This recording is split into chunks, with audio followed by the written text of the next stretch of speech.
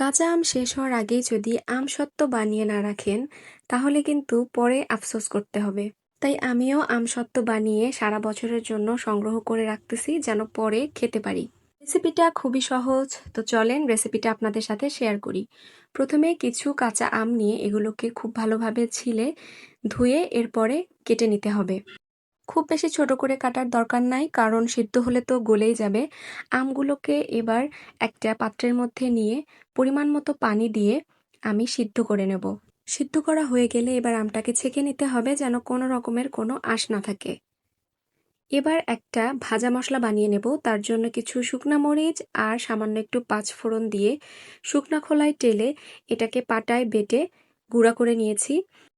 আমের মিশ্রণের মধ্যে দিয়ে দিলাম পরিমাণ মতো চিনি, লবণ, মরিচের গুঁড়া আর বিট লবণের গুঁড়া।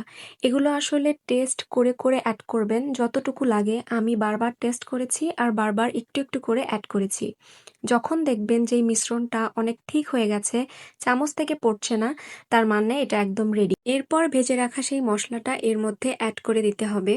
আমসত্ত্ব বানানোর জন্য আমের মিশ্রণটা একদম রেডি হয়ে গেছে। এরপরের প্রসেসগুলো তো আমরা সবাই জানি। একটা স্টিলের প্লেটে তেল ব্রাশ করে আমের মিশ্রণটা ঢেলে রোদে শুকিয়ে নিতে হবে। আর এই যে কয়েকদিন রোদে দেওয়ার পরে এই হলো আমার আমসত্ত্বের ফাইনাল লুক। এবার মনের মতো পিস করে একটা প্লাস্টিকের বক্সে ভরে আমি নর্মাল ফ্রিজে রেখে দেব। মাঝে মাঝে বের করে একটু রোদ দিলে 1 বছর পর্যন্ত কিন্তু আমসত্ত্বটা ভালো থাকে।